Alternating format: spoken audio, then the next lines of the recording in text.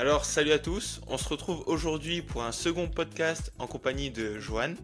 On va parler notamment de sa stratégie et du contexte économique actuel.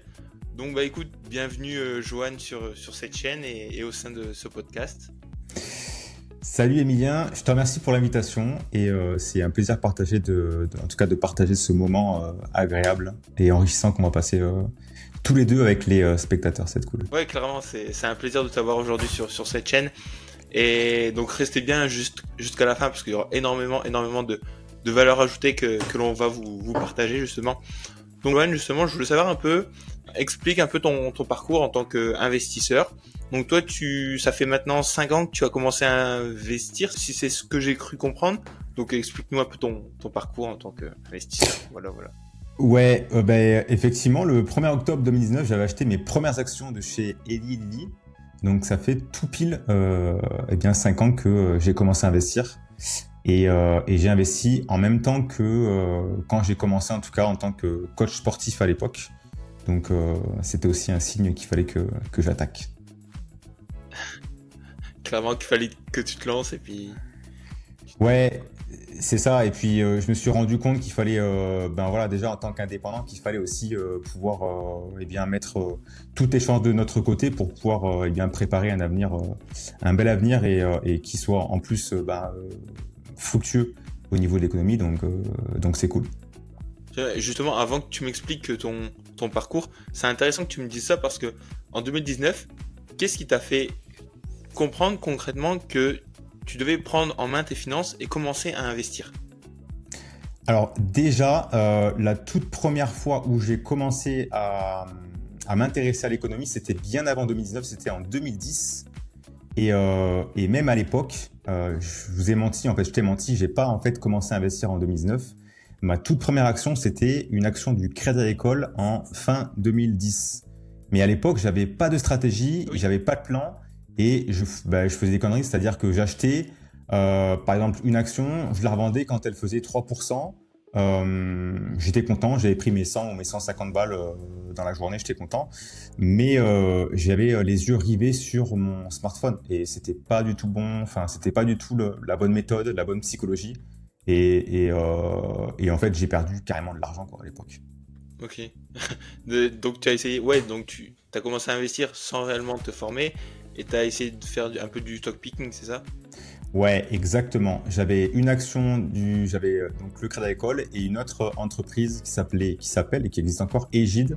Et c'est vraiment celle-ci où en fait j'avais perdu carrément tous mes fonds.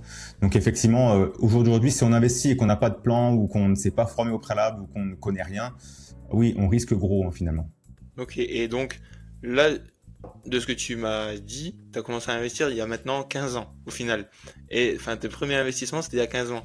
Et donc entre 2011, 2012, enfin à partir du moment où tu t'es rendu compte que tu avais perdu pas mal d'argent et 2019, qu'est-ce qu'il y a eu entre deux et derrière, comment tu as fait justement pour te former et te prendre en main? Qu'est-ce qu'il y a eu entre deux? Absolument rien. J'ai clôturé mon PEA et je me suis dit que la bourse en fait c'était pas du tout fait pour moi et que je vais retrouver mon travail sans me prendre la tête. Et puis en tout cas il est venu un jour où j'étais en tout cas l'année où je passais mon diplôme, j'ai toujours en tout cas aimé l'économie, j'ai toujours aimé tout ce qui était bourse entre guillemets, ou en tout cas je regardais vraiment les actualités économiques, c'était vraiment très intéressante. Et après, je me suis dit, bon, je sais qu'il y a des choses à faire. Je sais ce qui se passe chaque année sur le CAC 40 ou sur le S&P 500. J'ai loupé des marchés haussiers. Donc en fait, c'est pas un regret, mais je me suis vraiment demandé, qu'est-ce que je pourrais faire pour investir, mais surtout en tout cas pouvoir en ressortir gagnant quoi. Et du coup, j'ai commencé à acheter des livres. J'ai commencé à me former sur des vidéos YouTube aussi, à prendre des formations complémentaires qui m'ont permis de comprendre vraiment tout le milieu de l'aspect financier de la bourse et de savoir que effectivement on peut acheter aussi, ou en tout cas investir via des ETF. Et ça c'était vraiment le royal quoi. En tout cas pour tout investisseur qui se respecte, les ETF pour débuter c'est très bien quoi. Ok, et donc une fois que tu t'étais formé et tout ça, et que tu avais commencé à investir en 2019, là tu avais déjà ta stratégie en place, la stratégie que tu mets actuellement aujourd'hui, ou tu as eu comment dire, des évolutions et tu as fait pas mal de changements entre-temps? Alors non, en fait, j'avais pas du tout la stratégie que j'ai aujourd'hui parce que j'ai commencé par du stock picking, hein, par des actions. Sauf que j'ai appris en tout cas à les analyser et à regarder un petit peu quelles sont les actions qui surperforment le marché actuellement. Enfin, en tout cas en 2019. Mais c'est qu'à partir de vraiment 2021, fin 2021, donc disons 2 ans après, où j'ai commencé à inclure des ETF au sein de ma stratégie. Et après, on va en parler un petit peu après, mais après, j'ai investi également dans des parts de SCPI, donc c'est de l'immobilier qui est géré par une société de gestion qui te permet en tout cas d'avoir, en tant qu'investisseur, de pouvoir générer des loyers sous forme de dividendes avec des multilocataires professionnels. Et donc, je voulais vraiment quelque chose qui soit décorrélé des marchés financiers pour pouvoir dormir un peu plus sur mes deux oreilles, entre guillemets. Donc, en fait, la stratégie, elle s'est faite vraiment au fur et à mesure. Ok. Bah écoute, c'est cool, t'as déjà fait une petite introduction du SCPI, tout ça. Et donc toi, concrètement, aujourd'hui, ta manière d'allouer ton portefeuille, tu t'y prends comment? C'est simple, je me dis, ok, j'ai tant de pourcentage en actions, enfin, en gros, ma stratégie en tant que telle, c'est vraiment d'avoir quelque chose qui me permette d'avoir un patrimoine, un portefeuille croissant dans le temps, mais avec surtout de la résilience. Donc c'est pour ça que j'ai une partie ETF, une partie actions, une partie SCPI. J'ai également une toute petite partie en obligations et en or, et aussi une autre partie en crypto-monnaie, ce qui fait que ça me permet un petit peu d'avoir un pied également dans les crypto-monnaies pour ne pas louper le train en marche, mais ça représente seulement 2,5% de mon patrimoine, donc c'est très peu. Mais pour autant, j'essaie de trouver quelque chose qui me corresponde et qui me permette surtout de pouvoir avoir un patrimoine qui croît dans le temps au fur et à mesure des années. Pour l'instant, ça fonctionne. Ok. Ok. Non, bah après, si c'est ce qui te convient, c'est quoi? C'est un peu un portefeuille de bon père de famille. Ben ouais, finalement, c'est ça, finalement, parce que en allocation de patrimoine, j'ai à peu près 30, je sais plus exactement, mais j'ai entre 35 et 40% de mon patrimoine sur des CPI. J'ai plus de 30% en bourse. Et après, le reste, j'ai un peu de cash. Là, j'ai quand même pas mal de cash, donc je vais réinvestir au fur et à mesure sur les marchés. Et un peu de crypto-monnaie, d'obligations. Donc voilà, finalement, ça fait 100%, mais je suis assez diversifié dans ce sens-là.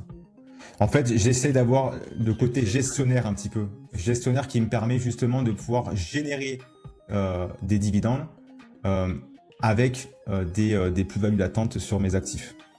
Ok, oui. Ouais. Avec une vision long terme, c'est ça? Avec une vision Vraiment long une vision terme. long terme. Ouais, et même en parlant de SCPI, c'est même limite encore plus long terme que les actions. On dit souvent la bourse, il faut qu'on soit investi au moins 5 ans, voilà, selon les statistiques. Au bout de 5 ans, voilà, on perd, on a très peu de chances de pouvoir de perdre de l'argent, en tout cas historiquement. Mais en fait, avec les SCPI, une fois qu'on achète une SCPI, c'est d'immobilier. Donc même si ça reste un peu plus liquide qu'un bien immobilier, qu'un appartement, qu'une maison, ça reste quand même de la pierre. Donc ça va pas se revendre en fait du jour au lendemain, quoi.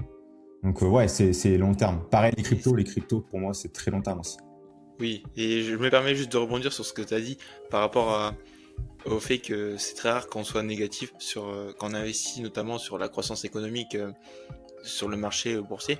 Et je suis d'accord avec toi, il y avait une étude qui nous montrait que sur les 100 dernières années, si tu investissais donc sur le S&P 500, les 500 plus grandes entreprises mondiales, bah, tu avais 0% de chance d'être en négatif sur plus de 20 ans. Et tu avais 5% de chance d'être en négatif sur plus de 10 ans.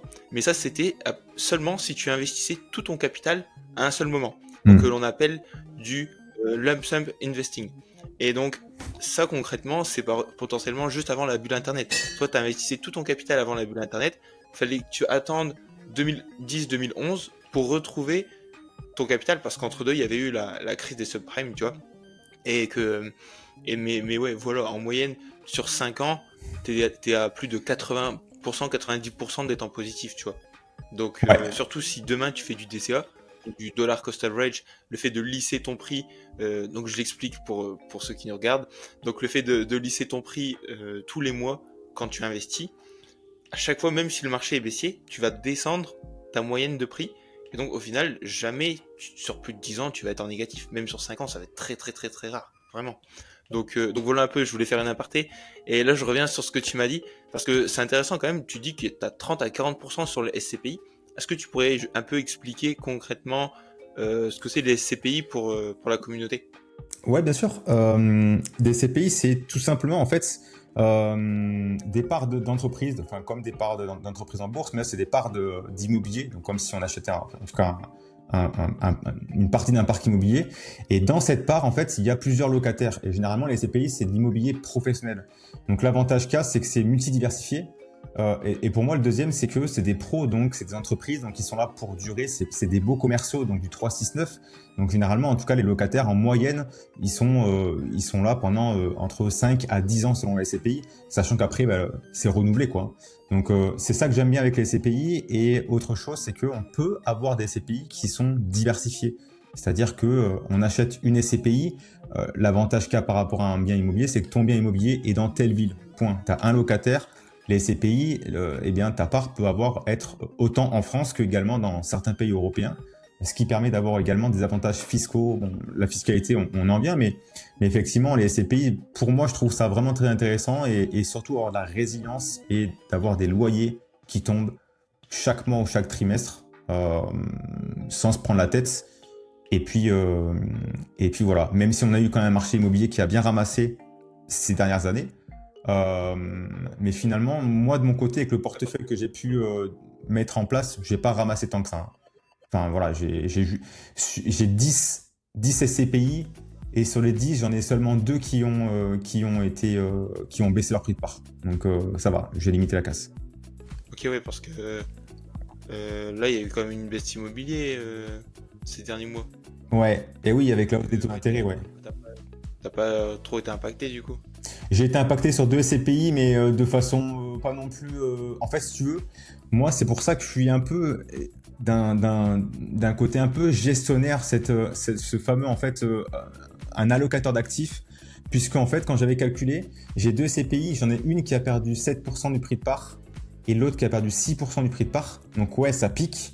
Mais quand on dégrossit un peu les choses et d'un point de vue patrimonial, bah finalement en fait ça a été seulement 0,3% ou 0,4% de mon patrimoine qui a été impacté.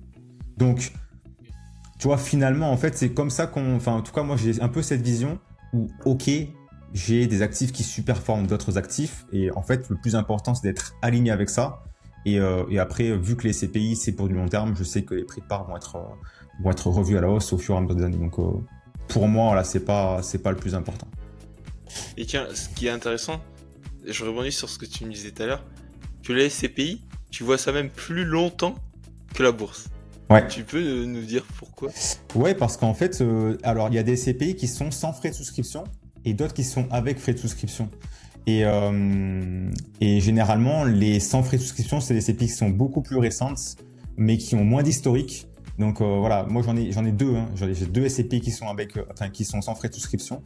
Donc celles-ci en fait, on peut les revendre au bout de 3 ans ou de 5 ans sans pénalité. Et les autres SCPI avec des frais de souscription, bah, faut pouvoir amortir par exemple moins 10%. Ça se voit pas en fait, les frais de souscription se voient à la sortie, donc à la revente. Mais en fait, une fois qu'on investit, nos sous sont complètement en fait investis. Donc ça c'est ok.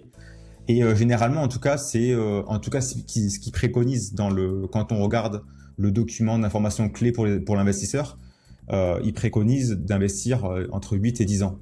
Donc finalement, c'est un peu comme la bourse, mais par contre, alors je veux pas dire de bêtises, mais il me semble que c'est ça, au bout de 22 ans d'acquisition, en tout cas si on garde nos parts de SCPI, eh bien la plus-value sur la revente du bien, en tout cas de la part, eh bien, est exonérée d'impôts.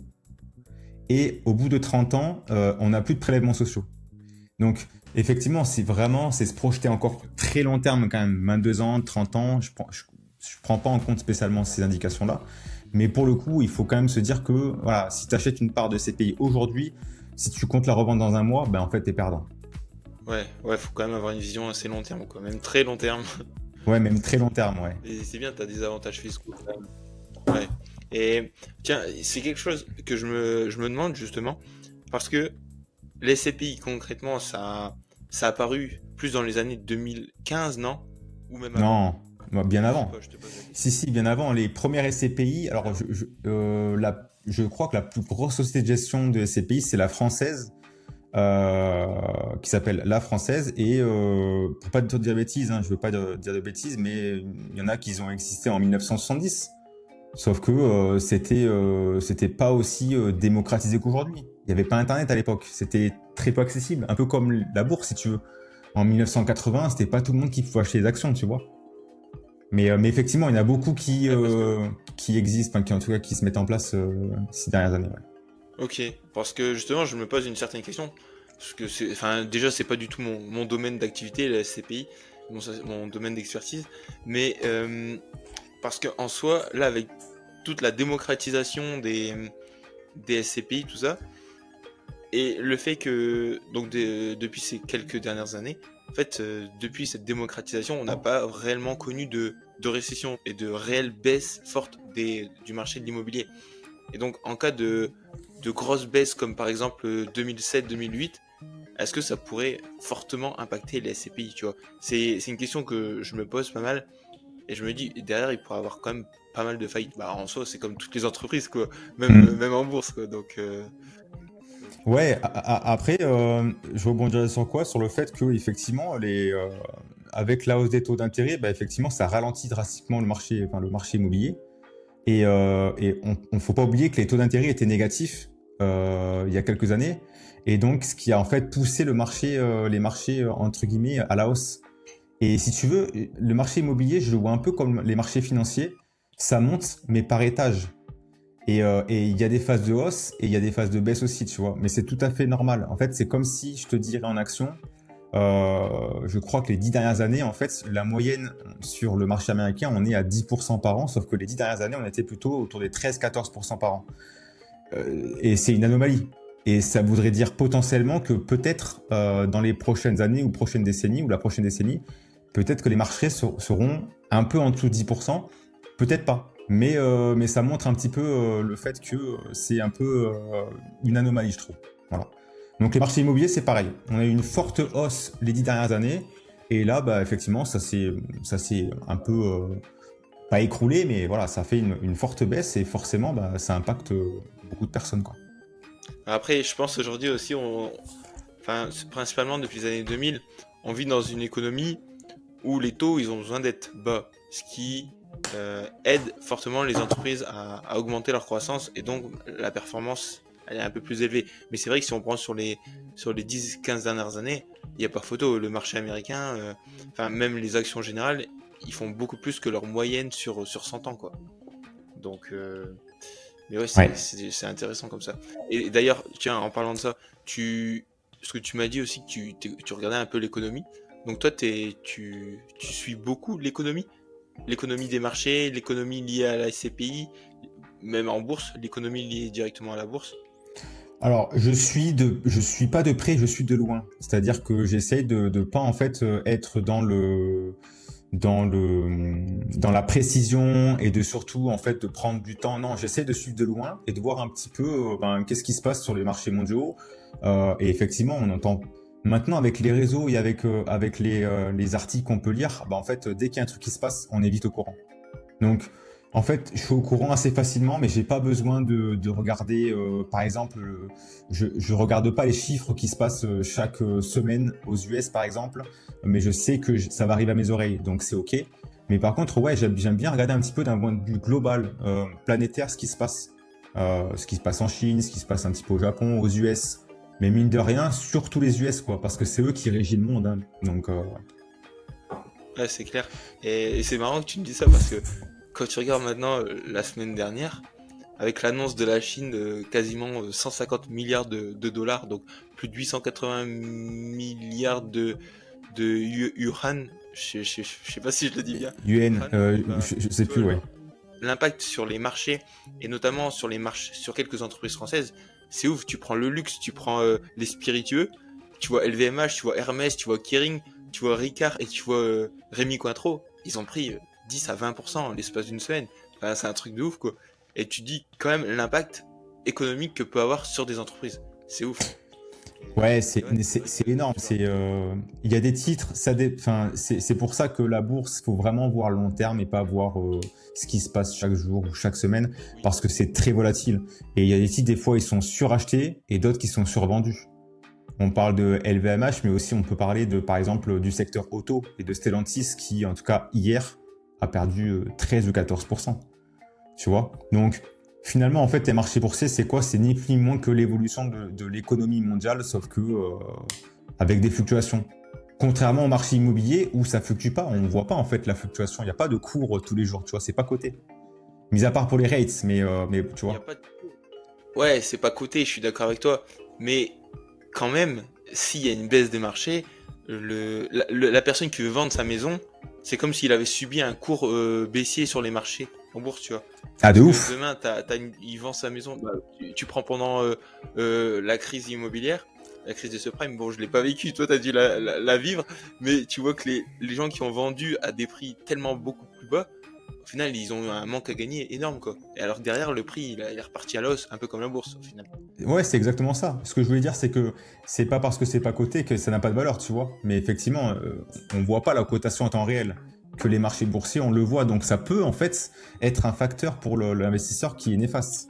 Ouais, ouais, s'il regarde vraiment tous les jours, effectivement. S'il a la tête comme ça sur le marché, oui. C'est comme ceux qui vont chercher à rentrer, sortir, à spéculer, à faire du day trading. Enfin, je veux dire, là, je te parle côté investissement, je te parle pas trading.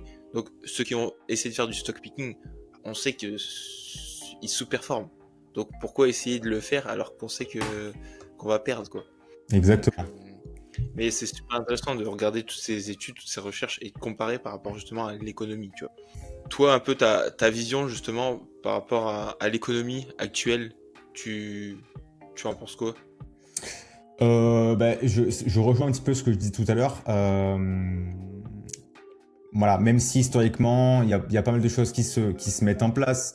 La baisse des taux d'intérêt qui commence à se mettre en place aux US. Il y a les élections américaines qui arrivent aussi. Donc, je pense qu'on va vivre une bonne phase de volatilité. Aussi le fait que effectivement les 10 dernières années ont surperformé historiquement le SP500. Voilà, 13 ou 14% de moyenne sur 10 ans. En moyenne, on a 10%. Donc, je vois pas spécialement. Toi, je sais que tu as un avis peut-être un peu différent, et justement, on va en parler un petit peu après parce que ça va être intéressant. Mais je vois pas spécialement En fait, j'ai plutôt cette vision. J'essaye d'avoir cette vision long terme où même s'il y a des cracks, peu importe. S'il y a un crack qui arrive, je saisirai l'opportunité. C'est-à-dire que même si j'ai des actifs qui vont perdre la valeur, j'aurai du cash pour réinvestir petit à petit. Donc ça me dérange pas. Ouais, J'essaie de pas en fait me dire le crack arrive demain, donc je vends tout, tu vois, parce que en fait avec tous les spécialistes, tous les professionnels de la finance qui te disent des choses comme ça, en fait des fois ça n'arrive pas, tu vois. Et limite en fait c'est un coup de chance quand ça arrive parce qu'il était là juste au bon moment. Donc je vois pas en fait de peut-être un crack imminent, je pense pas, mais effectivement une sous-performance peut-être des marchés dans les prochaines années par rapport au marché historique, peut-être, tu vois. Euh, ok. Parce que quand on regarde les PER des entreprises, surtout américaines, donc les PER, Price to Earning Ratio, en gros, ils sont plus élevés que la moyenne, si tu veux. Donc, tu vois, il y a quelques petits facteurs à regarder comme ça aussi, qui font que peut-être que les marchés vont être moins, un peu plus volatiles et peut-être moins fluctuants dans les prochaines années. Peut-être, peut-être pas, tu Ouais, vois. également. Puis aussi, peut-être qu'on sera, comment dire, dans des années un peu plus inflationnistes. S'il faut potentiellement faire plus d'investissements sur le développement durable, enfin, il y a plein de choses, quoi. Donc, Et puis l'IA aussi. On n'en parle pas, mais ces dernières années, c'est l'IA qui a fait péter les records. Hein, parce que s'il n'y avait pas l'IA, quand on regarde vraiment les différents secteurs, les différents secteurs, il y a des secteurs qui ont sous-performé, mais les marchés ont monté parce que grâce aux entreprises technologiques, Nvidia, Apple, enfin les gros mastodontes, quoi. Donc ouais, ça on n'en parle pas spécialement, mais ouais. quand on regarde le SP500, je crois que la technologie, je sais pas combien, mais c'est énorme, tu vois. Je veux pas dire de bêtises, tu vois, mais je sais pas si c'est pas 25% du SP500 ou... Si tu prends les 7 magnifiques, Voilà quoi. En fait, c'est pour ça que c'est biaisé un peu. Je trouve que l'indice du SP500 ou les indices en général, c'est biaisé. Parce que oui, on investit dans le SP500, on investit dans 500 boîtes, mais excuse-moi, la dernière boîte, en fait, elle pèse 0,001%, quoi. Et en fait, les 10 premières, je sais plus, mais elles font... tu vois, je veux pas dire de bêtises, mais en fait, c'est biaisé. Je sais que sur le Nasdaq, c'était en 2022, ça j'avais vu un graphique, les 7 magnifiques, ils représentaient 50% du Nasdaq. Ouais, c'est... Oui, et c'est pour ça aussi que moi je suis beaucoup plus orienté vers les indices que le choix des actions. Parce que demain, t'achètes, ok, l'une de ces 7 actions, bah là tu peux voir encore Meta qui surperforme assez plus haut, tout ça. Donc pour le moment, t'es satisfait. Mais en cas de problème de Meta, bah derrière, au final, tu te prends une perte, mais magnifique, quoi. Alors que si t'investis sur un indice, ok, t'auras peut-être moins de performance, mais derrière, sur le long terme, même si Meta chute, il sera remplacé par une autre entreprise. Et donc, tu vois, c'est ça la puissance de l'indice, tu vois, je trouve, personnellement. Et c'est intéressant ce que tu me dis, et je rebondis parce que, et au final, il y a un autre marché, un autre secteur qui surperforme plus que l'IA. Et c'est un marché qu'on ne parle pas. C'est une spécificité de la santé. Et c'est lié sur l'obésité. Tu prends Eli Lilly et tu Ouais, prends Novo Nordisk, mais ils surperforment, ils font bien plus que les 7 magnifiques. Vraiment. Tu regardes leur cours, il est to the moon, tu vois. Genre, ouais, c'est ouais. impressionnant. Et en plus, quand tu regardes les perspectives de marché, en fait, depuis 30 ans, l'évolution du nombre de... C'est triste, hein, mais Hmm. l'évolution du nombre d'obèses à travers le monde, là, il a dépassé 1 milliard, et il va continuer à évoluer. Et enfin, je veux dire, c'est triste, mais les gens, et notamment dans les pays pauvres qui commencent à se développer, dès qu'ils ont accès notamment à l'alimentation un peu plus développée et notamment commerciale, bah là ils vont se nourrir mais comme du McDonald's, des burgers, enfin de la mauvaise alimentation qui est transformée et derrière grossir davantage. Tu prends au State, même si c'est un pays développé, c'est 40% des hommes, des personnes qui sont obèses. T'imagines? Non, non, mais attends, 40%. euh, là-bas, le McDo, là, j'y suis allé hein, il y a quelques années. Hein. Je te promets, hein, je te véridique, Ah hein, oui. le grand menu d'ici, le menu, tu sais, le grand menu d'ici, en fait, là-bas, c'est leur petit menu. Tu captes? Et le menu Ah ouais. XL, je sais pas comment ils appellent ça, le Giant ou je sais pas quoi, le Coca, mec, il fait 1 litre. Ils boivent, enfin, quand ils 1 litre? commandent, Non. 1 litre, je te jure. Et comment tu veux, en fait, comment tu veux pas grossir, tu vois? En fait, dans ces pays comme ça, ou en tout cas aux US, la malbouffe est moins chère que la bouffe saine. Bon, comme en France, tu vas me dire. Mais là-bas, Ouais. c'est encore plus abusé, tu vois. Donc, ouais, franchement, bien sûr qu'il y a un marché énorme et ouais, ouais, c'est clair que, c'est clair, tu vois. Donc, c'est pour ça, faut Et bouger, les gars, faut bouger. je pense aussi c'est aussi dans les pays anglophones. Enfin là on dévie mais c'est marrant de enfin c'est intéressant de venir dessus mais dans les pays anglophones, tu regardes, tu vas en Angleterre mais l'alimentation, c'est horrible hein. Tu manges mais désolé de dire ça mais c'est dégueu quoi. Après en France, nous aussi on est un peu les rois de la bonne alimentation. Genre vraiment au niveau culinaire, il y a rien à dire quoi. En tout cas, c'est super pertinent de justement de lier ce qu'on peut voir dans la vie de tous les jours au marché financier. Et ce qui se passe dans la réalité, ça permet d'avoir derrière de faire des choix, de comprendre l'économie et notamment comment vont fonctionner les bourses et les entreprises en question. Donc là, pas forcément investir dessus, mais rien que le fait de comprendre les rouages de la finance, je trouve ça c'est incroyable et c'est super passionnant. C'est très intéressant et passionnant en même temps. Et puis, ça nous fait un petit peu comprendre, mine de rien, comment le monde est régi, quoi. Donc, euh, donc franchement, c'est clair que c'est intéressant. Euh, Dis-moi, Mia, moi j'ai des petites questions pour toi. Je sais que tu parles souvent, en tout cas sur les réseaux, des obligations. On va parler un petit peu après. Mais toi, pour toi, ta stratégie, c'est quoi ton allocation? Est-ce que tu as une allocation d'actifs type ou est-ce que comment tu fonctionnes? Je sais que tu parlais souvent d'ETF et d'obligations, mais comment ça se passe actuellement de ton côté là? Alors, déjà, pour introduire ce qu'est une obligation, c'est comme si vous aviez le rôle de banquier. Je m'explique. Demain, vous faites un prêt immobilier. Vous allez voir votre banque, vous faites un prêt, un emprunt. Et tous les mois, ouais, vous devez donner des intérêts et puis vous remboursez étape petit par petit jusqu'à temps que vous avez remboursé la totalité. Et bah, les obligations, c'est un peu dans le même style, dans le sens où les États et les entreprises, elles vont s'endetter.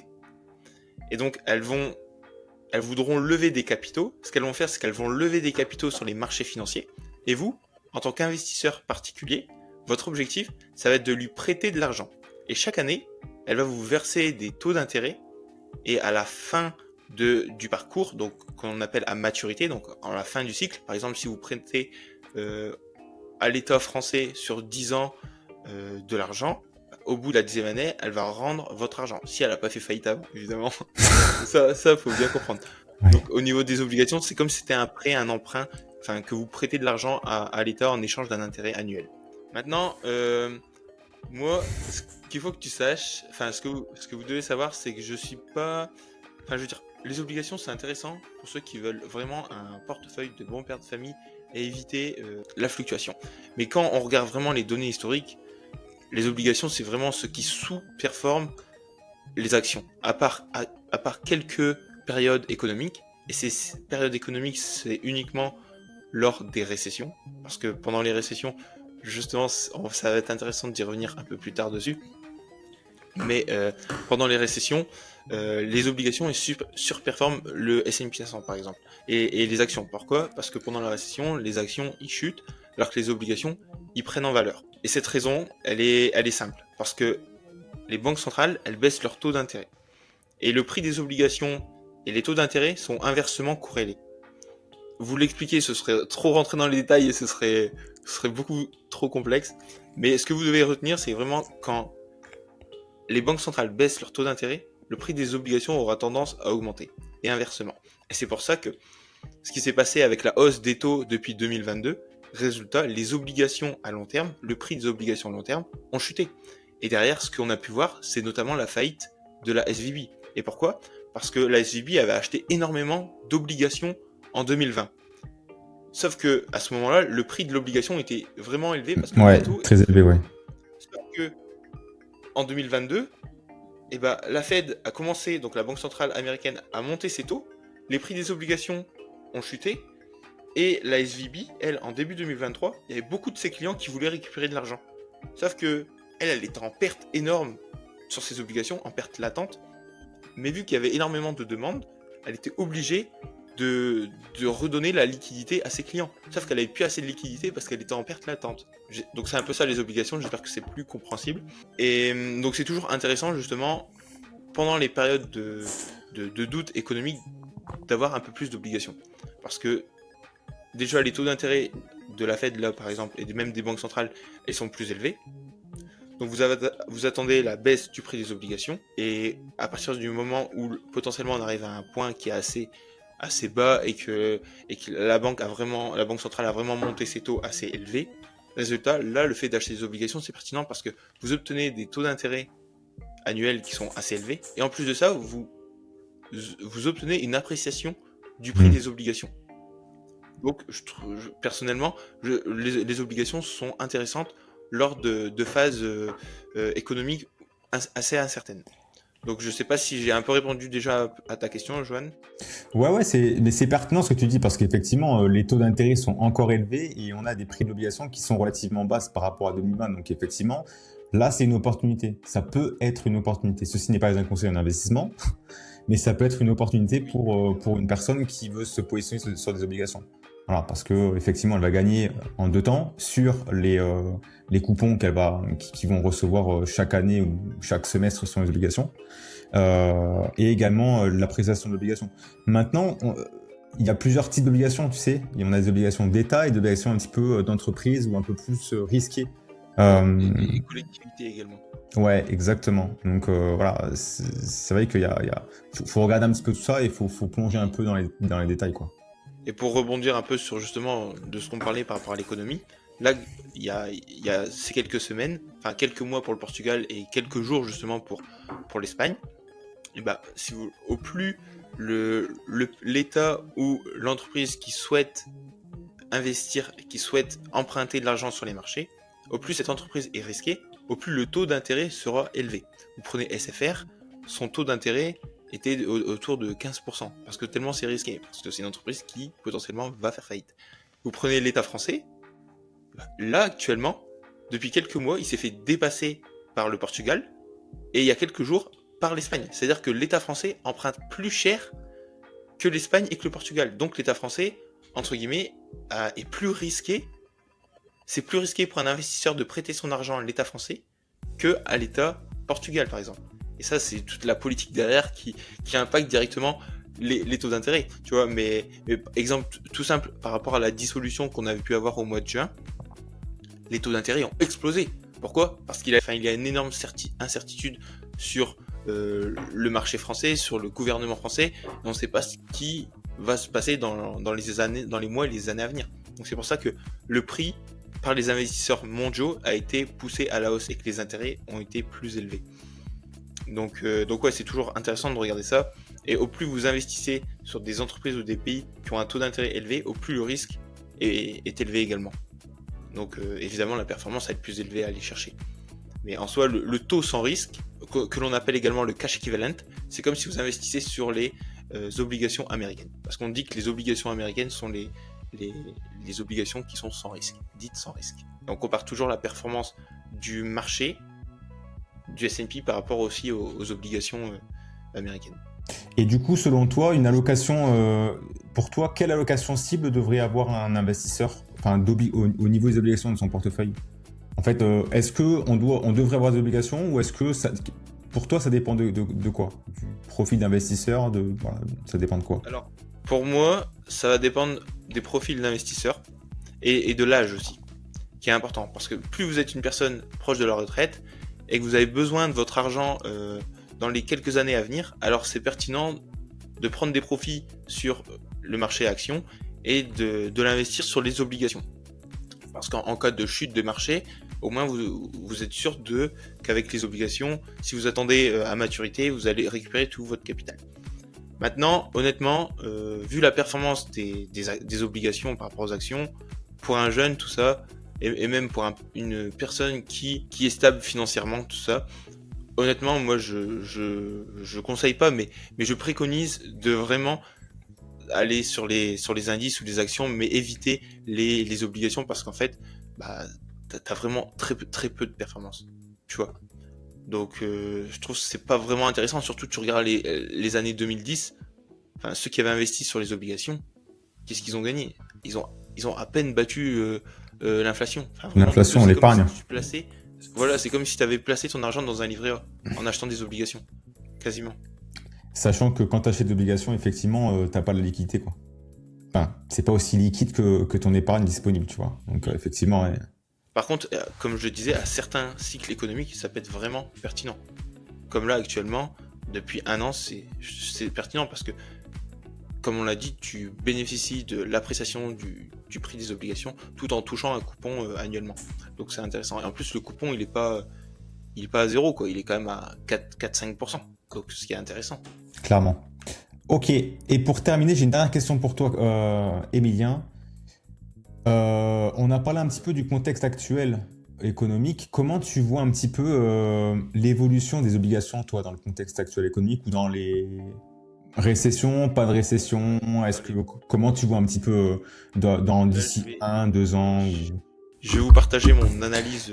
Donc j'avais fait une vidéo, si vous n'avez pas vu, vous pouvez la regarder. J'avais fait une vidéo sur 4 indicateurs, entre guillemets, 4 indicateurs de récession. Et je vous avais partagé un rapport avec 10 indicateurs. Et en fait, moi, concrètement, avec la baisse des taux de la Fed, vu que la Fed va baisser ses taux, alors le prix des obligations va s'apprécier. C'est pour cette raison, notamment, que je suis alloué en grande partie, d'ailleurs, sur les obligations. Et donc, j'attends une appréciation des obligations dans les mois qui arrivent, jusqu'à temps que la Fed baisse vraiment ses taux donc à son taux neutre. Donc, pour éviter une récession et pour que l'économie soit continue de croître, mais tu verras que, en tout cas, ça a été issu des différentes données sur 60 ans, c'est qu'à chaque hausse des taux d'intérêt de la Fed, derrière, elle maintient ses taux. Et à partir du moment où elle baisse ses taux, en moyenne, il faut en moyenne 6 mois pour vraiment qu'on rentre en récession. Et sans te mentir, ça a toujours fonctionné. Donc encore une fois, c'est des données historiques, donc c'est pas forcément ce qui va se passer dans le futur, mais de toutes les données que l'on a et du rapport que j'ai partagé sous la vidéo, franchement, il y a toutes les données qui nous disent que oui, on devrait rentrer en récession en 2025. Donc ça, c'est ma vision. Encore une fois, c'est possible que ça n'arrive pas. Donc c'est pas un conseil ou quoi, tu vois. Mais là, je me passe pas sur des faits économiques, tout ça, mais vraiment sur plus de la réelle data.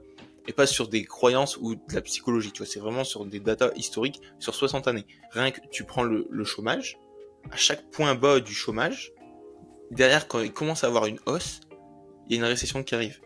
Et ça a toujours fonctionné depuis les années 1950. Et actuellement, on avait atteint un point très très bas de 3,4%, il me semble, au State il y a 6 mois, 1 an. Aujourd'hui, on est à 4,3%. Et on voit, quand on regarde graphiquement, la courbe qui commence à monter assez droite, tu vois. Une fois que la Fed, elle va vraiment baisser ses taux et elle va se rendre compte qu'il y aura un problème économique, il va être trop tard. Parce que les taux se seront justement élargis, se seront lancés dans l'économie. Les taux auront impacté directement l'économie, et même si elle baisse ses taux, il faudra pareil, attendre 1 an, 2 ans avant que la baisse des taux aura un impact positif sur l'économie. Là, c'est parce que, regarde, elle a monté ses taux depuis 2022, ça fait 2 ans, donc c'est un peu plus long que prévu, entre guillemets. Et là, on devrait avoir un impact dans la prochaine année, quoi, d'ici la prochaine année. Donc, c'est un peu ma vision. Donc là, actuellement, vraiment pour les obligations, vu qu'elle va fortement baisser ses taux à un moment donné, et résultat, le prix des obligations va s'apprécier. Donc c'est toujours intéressant de pouvoir allouer une partie sur les obligations long terme, donc sur des ETF long terme. Ensuite, en gros, là, je te partage vraiment ma vision. C'est qu'actuellement, je suis, sans te mentir, à 80% de mon capital sur les obligations, mon capital investi sur les obligations. Et ce que je vais attendre, c'est une appréciation des obligations. Une fois que les obligations se seront appréciées, alors là, potentiellement, vu que la Fed va fortement baisser ses taux, le prix des obligations se sera fortement apprécié. C'est-à-dire qu'au même moment, on sera en période de difficulté au sein de l'économie, donc en récession, ce qui veut dire que le S&P 500 aura chuté. Donc moi, je vais prendre mes profits sur les obligations et je vais allouer sur vraiment ma stratégie d'investissement long terme sur le S&P 500, sur les différents indices que je partage, justement toute la stratégie que je partage au sein de mon accompagnement que j'avais déjà mis en place et que j'ai cassé justement pour la récession pour ce que j'anticipe dans les 2 prochaines années, pour derrière après la reprendre, mais tout en évitant de subir une perte latente de moins 30%, tu vois, sur les marchés des actions. Donc voilà un peu ma vision. Je sais pas si je suis clair pour toi, Johan. Non, c'est très clair. Tu fais simplement, t'es quand même, tu cherches des opportunités, clairement. Donc tu feras du rebalancing de portefeuille. Tu vois, si ta conviction, c'est vraiment que les obligations, en fait, ils prennent la valeur, bah, effectivement, une fois que tu auras fait le travail, entre guillemets, bah, tu rebalanceras sur le... Ok, donc c'est ta conviction, c'est ton dernier mot. Et encore une fois, c'est pas du stock picking dans le sens où j'achète telle ou telle action. C'est vraiment économique. Demain, tu peux être le meilleur boursicoteur, tu peux savoir analyser des entreprises, mais être une machine de guerre. Si tu investis sur la meilleure entreprise, mais que derrière tu as une récession qui arrive, bien sûr, résultat, bien sûr. ta meilleure entreprise, elle va chuter. Alors que si tu apportes vraiment une vision économique en amont, et le fait de comprendre les cycles économiques, comment ça fonctionne, grâce aux analyses de data historiques notamment, bah derrière tu sais mieux anticiper, même si encore une fois l'anticipation, tu peux jamais être pile au bon moment, ni au point haut ni au point bas, ça c'est impossible. Mais au moins tu sais le cycle, comment fonctionne le cycle. Et donc voilà, j'espère que ça c'était clair pour toi. Et je voulais te poser une petite dernière question, parce que c'est vrai que là à la fin j'ai quand même beaucoup parlé. Si aujourd'hui tu avais un petit mot à dire justement à ceux qui nous regardent, qu'est-ce que tu leur dirais par rapport à l'investissement, de prendre en main leurs finances ou quoi? Qu'est-ce qui viendra en tête à l'instant T? Moi, ce qui me vient en tête, c'est surtout le fait que investir c'est bien, mais savoir pourquoi on le fait, c'est encore mieux. Le but, en fait, c'est pas juste de se dire, je vais accumuler de l'argent sur des comptes ou avoir des zéros en tant que patrimoine net. Mais le but, c'est surtout, en fait, d'avoir la réalité, c'est d'avoir un pourquoi derrière. Pourquoi, en fait, on le fait. Est-ce que c'est parce que on veut passer des vacances? Est-ce qu'on veut payer des études à nos enfants? Est-ce que on veut partir à la retraite plus tôt? Est-ce qu'on veut juste avoir des revenus complémentaires? Je pense que c'est important de réfléchir à ça et c'est avec ce pourquoi qu'on va pouvoir en fait créer notre plan d'investissement, notre stratégie et pas en fait faire comme tout le monde dit de faire en fait. Donc je pense que c'est voilà qu'on soit clair et je pense d'accord avec moi, c'est vraiment en tout cas de pouvoir comprendre dans quoi on investit et pourquoi on le fait. Et surtout, voilà, un truc Ouais. normal, vision long terme, ne pas être sujet aux actualités économiques avec les fluctuations des marchés, ça, on s'en fout. Enfin, voilà, c'est pas le plus important, mais vision long terme, comme un soldat, et puis rendez-vous dans 20 ans, quoi. Ouais, clairement, avec les intérêts composés. Et c'est vrai que le pourquoi est tellement essentiel parce que si ton pourquoi il est pas assez profond, tu seras jamais régulier. Et tu vas toujours te dire, ah non, là je vais pas investir ou je vais attendre le mois suivant, mais non, ça va pas fonctionner. Ouais, discipline. Donc, donc ouais. C'est la discipline, surtout quand on investit en DCA, ce que la plupart des personnes font, parce que je suis désolé, mais moi je connais personne qui a 1 million d'euros et qui place 1 million direct, tu vois. Mais oui, pour le DCA, faut être discipliné. En fait, c'est la base, quoi. Si un mois t'investis pas, c'est pas grave, tu vois. Mais si par contre t'investis pas pendant un an et que tu dis, bah, je laisse tourner comme ça, c'est dommage. Donc, avoir cette discipline, cette faculté à se dire, voilà, j'investis, j'automatise. Si on peut automatiser, ben on automatise. Ouais, automatiser, c'est la clé. Et encore, tu dis un mois, c'est pas grave. Mais il y a des études qui ont montré que si tu loupes les 10 meilleurs jours de bourse Ah oui, sur le S&P 500 en l'espace de 20 ans, ta ouais. performance, au lieu d'être à 8,5%, elle est à 4,5%. Tu te rends compte? Donc là, bah, en fait, tu te rends compte que oui, tu es obligé d'investir tous les mois et sans relâche. Donc oui, effectivement, le fait d'automatiser, ça va te permettre d'être régulier et d'éviter de procrastiner, quoi. Donc voilà. Et bah écoute, Johan, ça fait un réel plaisir de t'avoir aujourd'hui au sein de ce podcast. Et vous pouvez notamment vous abonner et aller suivre la page de Johan, son Instagram, je vous le mets dans la description si vous voulez en savoir plus sur ce qu'il nous partage. Donc voilà, un petit mot de la fin. Ben merci, c'est réciproque, Emilien. Merci pour ce petit moment détente, coffee time investisseur. Et puis en tout cas, ravi Ouais, de pouvoir être avec toi. c'était cool. Et bah écoute, merci Johan. Et je vous souhaite, merci à tous d'avoir regardé ce deuxième podcast. Et je vous dis à une prochaine pour un nouveau podcast. Allez, salut. Salut.